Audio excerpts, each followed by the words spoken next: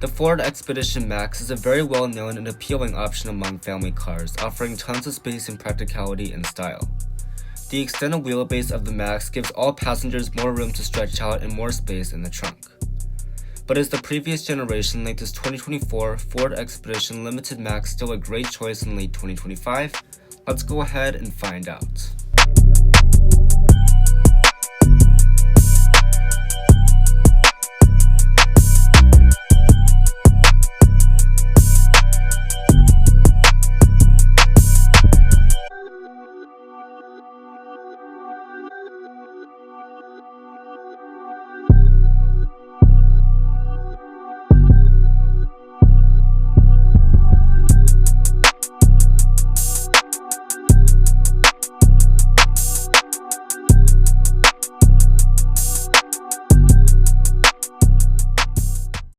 As always, let's begin by talking about the pricing on the trim level.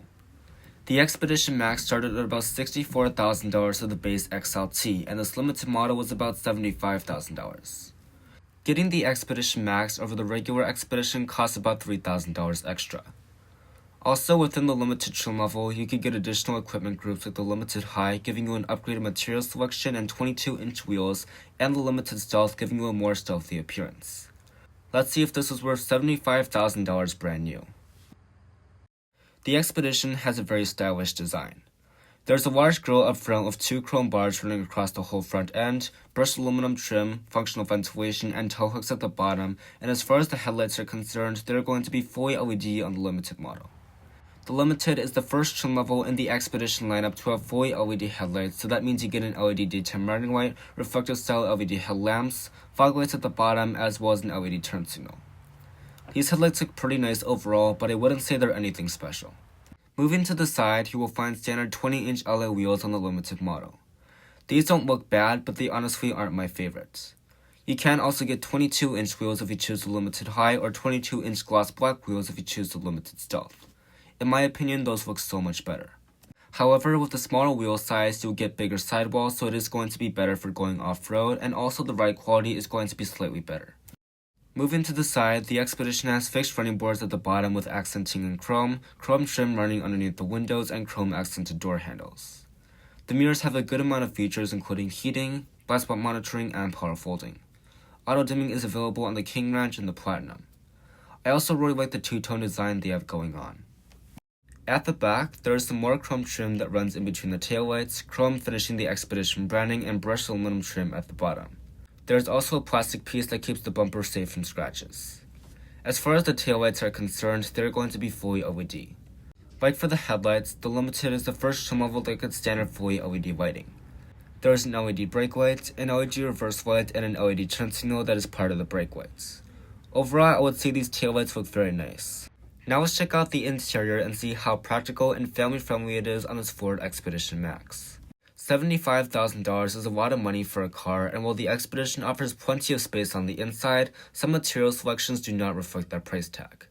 The door panel is mostly made of plastic. There is soft-touch plastic with stitching on the upper part to rest your arm on, soft-touch plastic for your armrests with some aluminum trim, matte black plastic, 3-person memory seating, a plastic speaker grill, and tons of storage space at the bottom. Unfortunately, it is still finished in plastic. The seats are made of real leather and they are pretty comfortable. They have stitching details and they are finished in this beautiful sandstone color. You can also get black and mahogany. These have heating, ventilation, and 10 ways of power adjustment in addition to 3-person memory seating.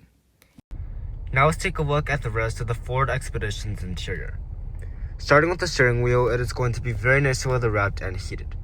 The button for the heated steering wheel is going to be located right here. There is some aluminum accenting at the bottom, and there is some stitching on the inside. All of your switchgear is going to be simple and easy to use, and it is finished in matte black plastic. As far as the gauge cluster goes, this particular model has an analog and digital setup. Some models of the last generation Expedition could get a fully digital setup. This one is pretty simple and easy to read. You have your analog tachometer and speedometer, and there's a digital display in the middle that is easily customizable. You can use these buttons right here, so you can look at your trip information. You can look at your fuel economy, which I do not recommend. There isn't much there, but you can also look at things like towing information in case you are towing. So the gauge cluster doesn't have a ton of customization, but one thing I think is cool is that when you go into drive, you can actually see what gear you are in. When it comes to materials, they aren't great in this mid-level limited model. On the upper dash, you will find hard touch plastic, some stitched soft touch plastic, a lot of open pore wood trim which I think looks quite nice, colored stitched soft touch plastic, some plastic on the lower area, and a lot of wood trim through the center. This is a lot better than gloss black because this is not going to get destroyed in a second by kids. As far as storage goes, it is quite impressive as it should be on a large family SUV like this Expedition. Slide back this piece of wood trim to find a wireless phone charging pad and 2 USB ports. When you open up this piece of wood trim, you will find 2 cup holders with a little pass-through for your phone. One thing that I have noticed is that after about 30,000 miles, it is kind of hard to open and close this piece of wood trim. I think that is a build quality issue and something that you should keep in mind if you are looking at this generation of Expedition. You will also find little cubbies on both sides of the center console. It is actually good to fit a 40-ounce water bottle, which is very impressive. And there is a passenger-side storage cubby, which is very convenient. The armrest is finished in soft touch plastic, and when you lift it up, you will find a massive center console, probably one of the biggest I have seen in any vehicle. It is going to be partially felt lined at the bottom, and there is also a little storage tray for something like a phone or smaller items if you don't need to use this massive area. This is also easily removable, and the center console itself is lockable, as you can see right there on the front. When it comes to climate controls, you will find fully physical buttons and knobs on this limited model. Some hair trims will have a 15.5-inch screen, so the screen will extend all the way down here, and the climate controls will be integrated into the bottom of the screen.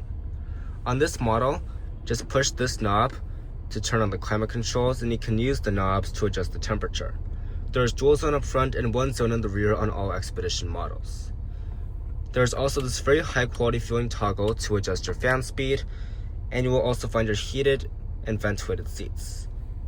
As far as the main infotainment system is concerned, this Expedition is running the older Sync 4 software from Ford. This has all the functions that you would need, including wireless Apple CarPlay and Android Auto, as well as built-in navigation. You just don't get the latest graphics and resolution and the Google built sim like you do on the newest Expedition. One thing that I like is that you have this little split screen to the side, and I think it is a little odd that you can't just scroll on the screen. You have to use these buttons right here to go through all of the different displays, but I think that is fine. Now you might notice that you don't have a massive 24-inch screen. I think that should be just fine because this infotainment system gets the job done just fine, and that new 24-inch screen is basically all for the gauge cluster. Now let's take a look at the cameras and the shifter. The shifter is a rotary dial style, so you can just twist all the way over for D, push the M for manual shifting, and you can use these buttons right here. And then when you go into reverse, you will find a very low resolution backup camera with no 360 view. On the regular limited, this is what you're going to get, but you can get a different system with a 360 view and multiple different angles if you choose the limited high, the King Ranch, or the Platinum. You will find a little graphic in the corner for your parking sensors, and that is exactly what we're about to test out. So I'm using my tripod as an example of an obstacle, and we're going to pull right up to it and see if the parking sensors react.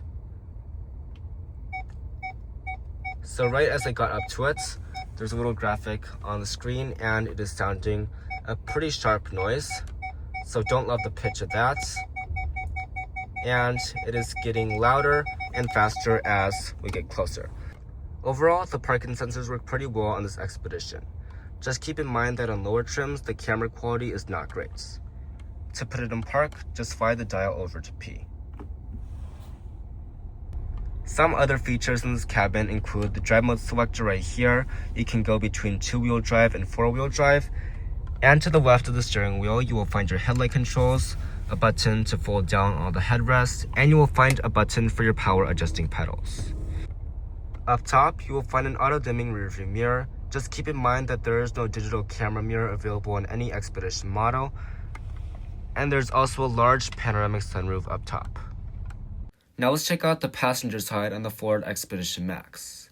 There's a lot of plastic on the door panel, but there's a lot of storage space at the bottom, so that kind of makes up for it. There's also some aluminum trim through the middle, but there is no 3-person memory seating on the passenger side.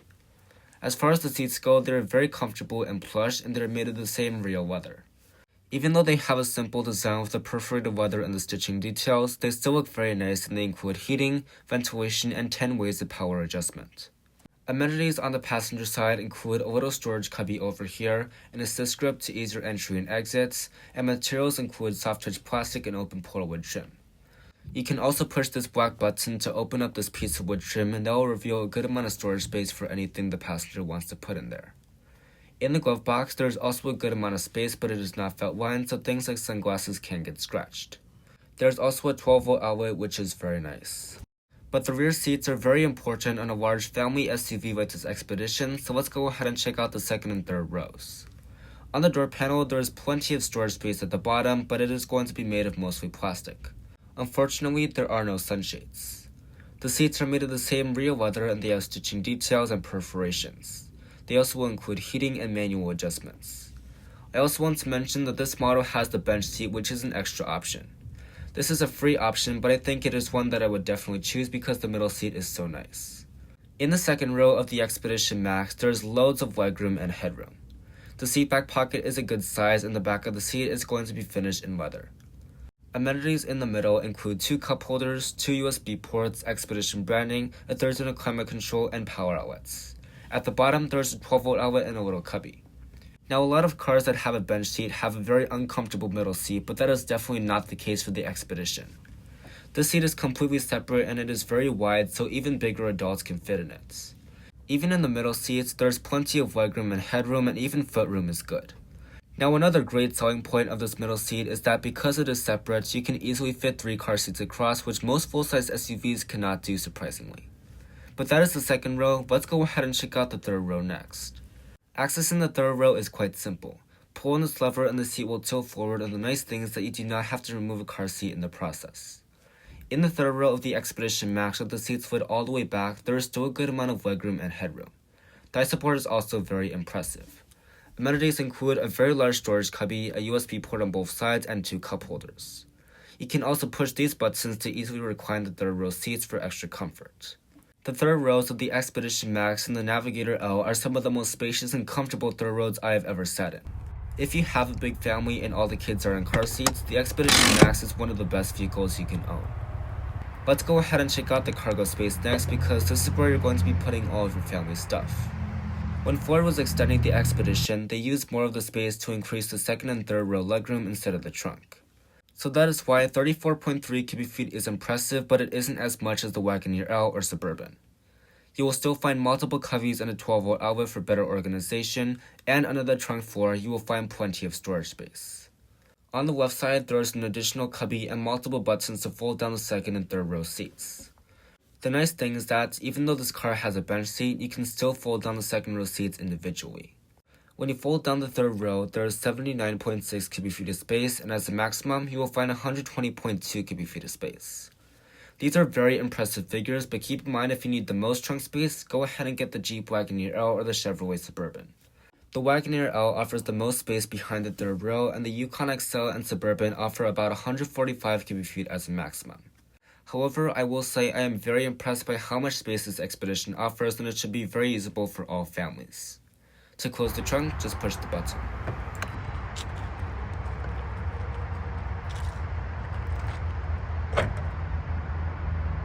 Under the hood, the Expedition has a 3.5-liter EcoBoost V6. That makes 400 horsepower and 480 pound-feet of torque.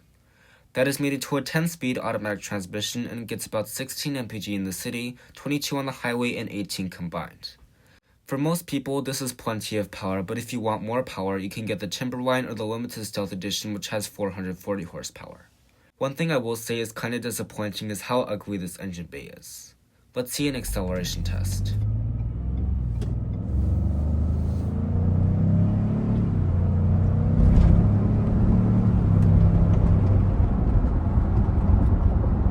The Ford Expedition Max competes with other extended full-sized SUVs. That includes the Chevrolet Suburban Premier, the GMC Yukon XL SLT, and the Jeep Wagoneer L Series 2. All of these vehicles are amazing choices, especially if you have a large family and need the extra space and practicality. Some things the Expedition does best compared to the others include having a very large third row, and you can easily fit 3 car seats across in the second row. However, if you need more trunk space, you should definitely look at the Chevrolet Suburban or GMC Yukon XL. The Expedition Max is 221 inches long and 80 inches wide. Well, that is going to wrap up this video on this 2024 Ford Expedition Limited Max. Overall, the Expedition Max is a great choice for a family SUV.